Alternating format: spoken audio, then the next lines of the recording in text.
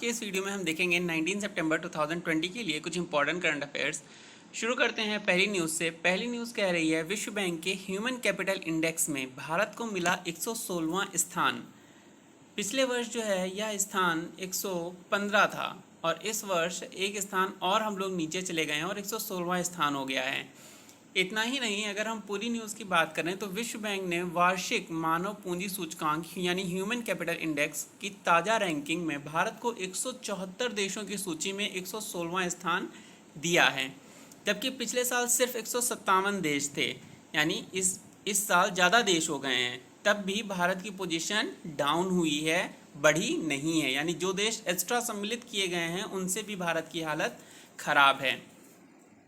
इसके बाद अगर हम बात करें कौन देश टॉप पर हैं, तो जिन देशों की स्थिति भारत से अच्छी है उनमें कुछ देश आते हैं जैसे न्यूजीलैंड, ऑस्ट्रेलिया, वियतनाम, चाइना जिसकी पॉपुलेशन ज़्यादा है तो आप पॉपुलेशन का भी बहाना नहीं दे सकते हो।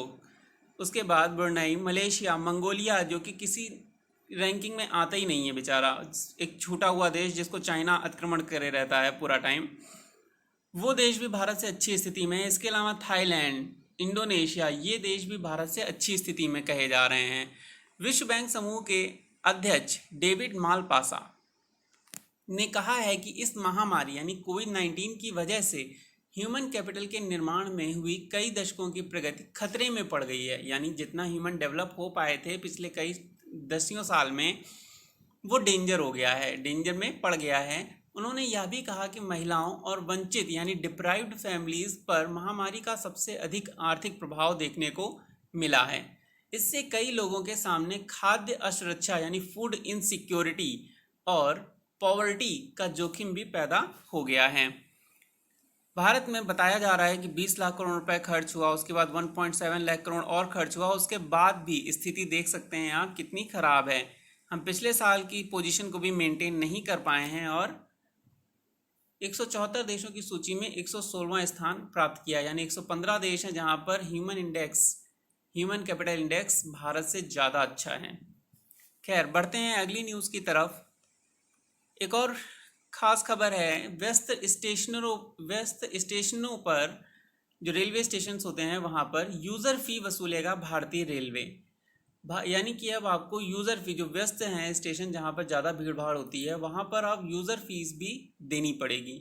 हालांकि यह शुल्क अभी तो रेलवे ने बोला है कि बहुत मामूली होगा। रेलवे बोर्ड के चेयरमैन वीके यादव जी के मुताबिक यूज़र फीस वास्तव में रेलवे स्टेशन के रीडेवलपमेंट और आधुनिकीकरण के लिए जुटाया जा रहा है।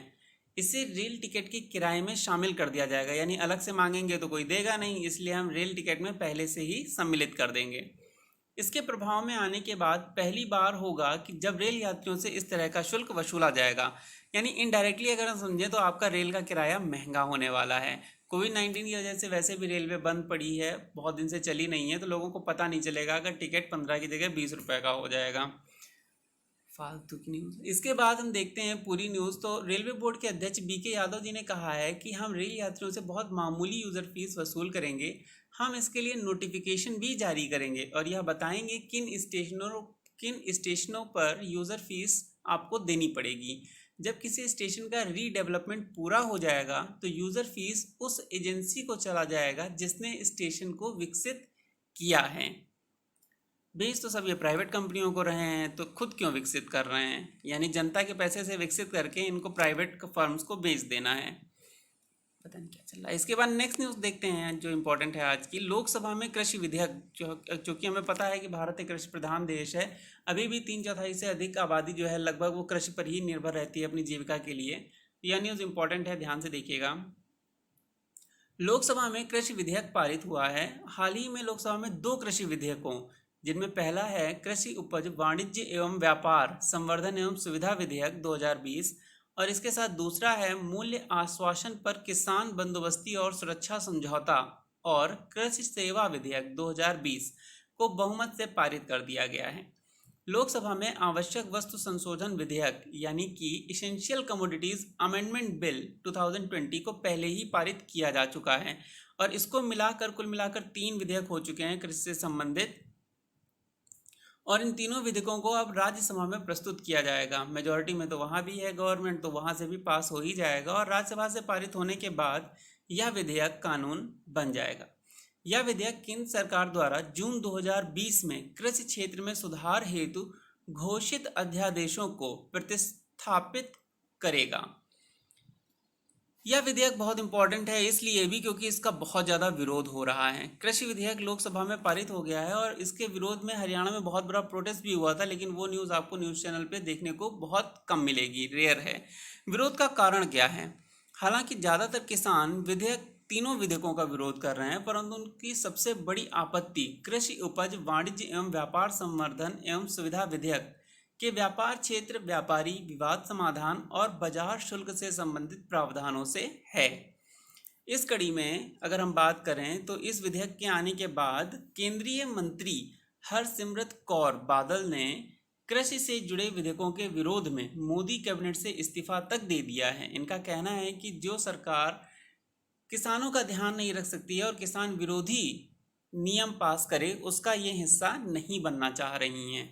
विरोध को थोड़ा सा और डिटेल में समझते हैं तो इस विधेयक की धारा 2M के अनुसार व्यापार क्षेत्र की परिभाषा कहती है कि कोई भी क्षेत्र या स्थान उत्पादन, संग्रह और एकत्रीकरण का स्थान जिसमें फार्म गेट, कारखाना परिसर, कोष्ठागार यानी सिलोस, गोदाम, कोल्ड स्टोरेज या अन्य कोई संरचना या स्थान शामिल है जहां से किसानों की उपज का व्यापार भारत के क्षेत्र में किया जा सकता है।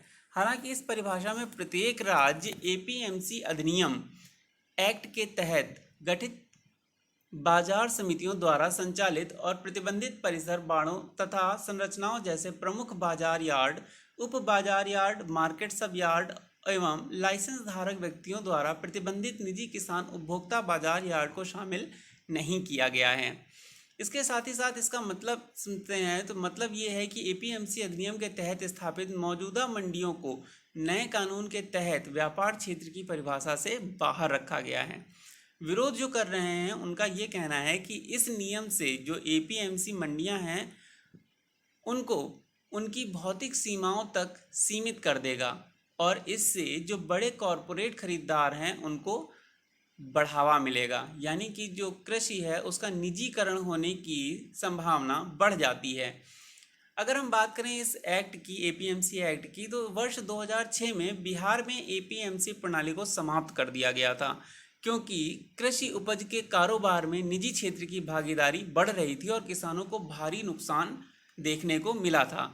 यानी यहाँ से 14 साल पहले बिहार में इस तरह के कानून को रद्द किया गया था क्योंकि वहाँ पे किसानों को बहुत ज़्यादा नुकसान हो रहा था। इसी के चलते यह नियम का विरोध बहुत ज़्यादा किया जा रहा है और हरसिमरत कौर बादल जी का जो इस्तीफा है वह इस बात का सबूत है कि यह विधेयक कहीं ना कहीं कुछ मामलों में कमज़ोर है और इस पर अभी भी चर्चा की जानी चाहिए। बढ़ते हैं अपनी अगली न्यूज़ की तरफ। ब्रिक्स देशों के राष्ट्रीय सुरक्षा सलाहकारों की बैठक। यह बैठक हाल ही में आतंकवाद विरोधी रणनीति के मसौदे पर चर्चा के लिए हुई और इससे जो है ब्रिक्स के ब्रिक्स के आगामी शिखर सम्मेलन में प्रस्तुत किया जाएगा। देख सकते हैं आप, राष्ट्रीय सुरक्षा सलाहकार अजीत डोभाल जी आपको यहाँ पर दिख रहे होंगे। प्रेस कॉन्फ्रेंस के माध्यम से ही हुई है, ये वर्चुअल मीटिंग है। इसके बाद अगर हम बात करें तो इस बैठक के दौरान अंतरिक्ष में हथियारों की तैनाती, अन्य देशों की अंतरिक्ष संपत्ति पर बल के प्रयोग और सैन्य अभियानों के लिए बाहरी अंतरिक्ष के उपयोग से संबंधित अमेरिका की योजनाओं पर भी चर्चा की गई। अगर हम ब्रिक्स देशों की बात करें तो आपको पता होगा ब्रिक्स में 5 देश आते हैं जिसमें ब्राज़ील, रशिया, इंडिया, चाइना और साउथ अफ्रीका, ये 5 देश मिलके ब्रिक्स संगठन बनाते हैं। अब बात करते हैं इस मीटिंग में हुए कुछ और प्रमुख बिंदुओं पर। तो इस मीटिंग में हुए कुछ प्रमुख बिंदु इस प्रकार हैं। आशंकाओं के विपरीत बैठक के दौरान वास्तविक नियंत्रण रेखा यानी line of actual control LAC पर भारत और चीन के बीच गतिरोध की पृष्ठभूमि में भारत और चीन के राष्ट्रीय सुरक्षा सलाहकारों ने कोई द्विपक्षीय चर्चा नहीं की। हालांकि यह एक वर्चुअल बैठक थी और इसमें द्विपक्षीय वार्ता आयोजित करना संभव भी नहीं था, लेकिन जिन मुद्दों पर चर्चा हुई है उनमें पहला है रूस द्वारा आयोजित एक वर्चुअल बैठक में शामिल होने वाले 5 राष्ट्रीय सुरक्षा सलाहकारों ने वैश्विक, क्षेत्रीय और राष्ट्रीय सुरक्षा के लिए चुनौतियों और खतरों पर चर्चा की। इसके साथ साथ इन्होंने जैविक सुरक्षा सहयोग और सूचना तथा संचार प्रौद्योगिकी सुरक्षा पर भी चर्चा की है। इसके अलावा इस बैठक के दौरान प्रतिभागियों ने ईरान, वेनेजुएला और सीरिया के आसपास बढ़ रहे टेंशन पर भी बात की। इसके अलावा इस बैठक के दौरान अभी हमने आपको बताया कि हथियारों की तैनाती जो अंतरिक्ष में हो रही है उस पर भी चर्चा की गई है। और जो आखिरी पॉइंट है जिस पर चर्चा हुई है उसमें ये कहा गया है कि बैठक के दौरान सभी सहभागियों ने प्रमुख अंतर्राष्ट्रीय संगठनों और मंचों, विशेष रूप से संयुक्त राष्ट्र यानी यूनाइटेड नेशंस के साथ समन्वय पर कार्य करने के लिए सहमति व्यक्त की है। तो इतने सारे मुद्दों पर चर्चा हुई है। ब्रिक्स के जो एनएसएस गए थे यानी कि राष्ट्रीय सुरक्षा सलाहकार गए थे, उन्होंने चर्चा की है और इसे आगे आने वाले जो शिखर सम्मेलन है उसमें भी और बढ़ाकर प्रस्तुत किया जाएगा। इसके बाद देखते हैं आज की आखिरी न्यूज़ जो ये बताती है कि आज कौन सा डे मनाया जाता है। तो आज इंटरनेशनल टॉक लाइक अ पायरेट डे मनाया जाता है। पायरेट कहा जाता है समुद्री लुटेरों को। It's a parodic holiday created in 1995 by John Bohr and Mark Summers of Oregon, United States, who proclaimed September 19 each year as the day when everyone in the world should talk like a pirate. ये सिर्फ as a fun के purpose से बनाया गया day है। इसका कोई वैसे सिग्निफिकेंस नहीं है कि कोई इथिकल या वैसा सिग्निफिकेंस हो, ऐसा नहीं है। ये सिर्फ फॉर अ फन पर्पज बनाया गया है मार्क समर्स और जॉन बॉर के द्वारा। हर साल 19 सितंबर को मनाया जाता है इंटरनेशनल टॉक लाइक अ पायरेट डे। तो ये थे आज के आपके 19 सितंबर के लिए कुछ खास इंपॉर्टेंट करंट अफेयर्स। कुछ नए इंपॉर्टेंट करंट अफेयर्स के लिए मिलते हैं नेक्स्ट वीडियो में। Till then take care and thanks for watching.